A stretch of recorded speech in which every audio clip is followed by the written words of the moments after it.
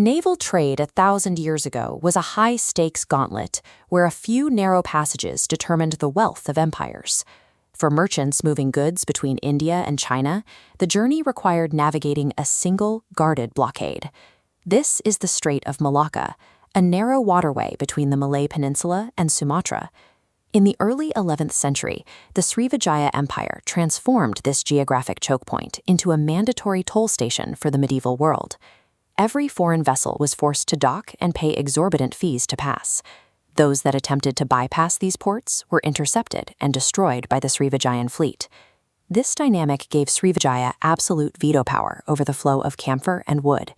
They sat directly on the connection point between two continents, extracting wealth from every transaction they allowed to pass. By controlling this single stretch of water, a localized maritime power effectively held the economic interests of the entire region hostage. The Chola Empire South India was a dominant land power, capable of funding massive granite temples and professional standing armies. While their influence on the mainland was undisputed, their reach was limited by the very sea routes Srivijaya controlled. In 1015, Srivijayan envoys moved beyond trade, telling the Chinese court that the Chola Empire was a small, dependent state under Srivijayan rule. This misinformation led the Song dynasty to restrict Indian merchants from selling goods in Chinese markets. King Rajendra Chola faced a strategic crisis.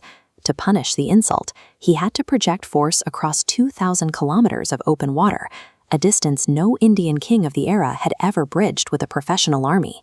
He turned to a group known as the 500. This wasn't a small team, but a sprawling, decentralized merchant corporation with its own naval fleets, expert navigators, and private mercenary divisions. The partnership was a matter of mutual utility. Rajendra provided the heavy infantry needed to dismantle the Srivijayan monopoly. The corporation provided the overseas intelligence and the ships to transport them. Centuries before the colonial era, a sovereign king and a private corporation entered into a joint venture to wage a high-stakes maritime war.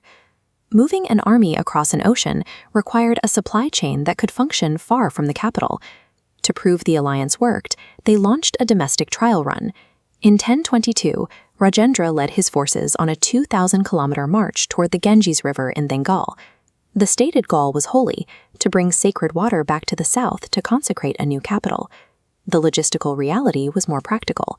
As the army moved along the coast, merchant ships from the 500s sailed parallel to them, providing a constant stream of food and supplies that allowed the massive force to maintain its momentum.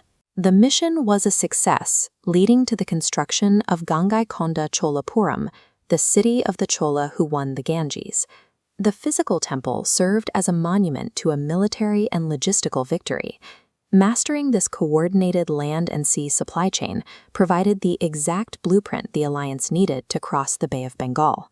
In 1025, a fleet of 100 ships loaded with 3,000 professional soldiers departed from the port of Nagapattinam.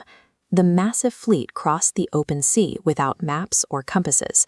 The journey relied entirely on corporate navigators who had spent decades memorizing the stars, winds, and monsoon patterns of the Indian Ocean. The Armada sighted Mount Jirai on the Malay Peninsula and immediately launched a surprise assault on the city of Kadaram. The speed of the landing meant the city never had the chance to close its gates for a siege. The Srivijayan king was captured in the opening hours of the fight. With the central leadership gone, his defense collapsed before it could even begin. These ruins in Southeast Asia mark the path of the following weeks. The Chola corporate forces conducted a blitz across the region, sacking 12 major port cities and systematically dismantling the Srivijayan monopoly. King Rajendra Chola had orchestrated the most ambitious naval raid in Indian history, securing his dominance over the sea without ever leaving his throne.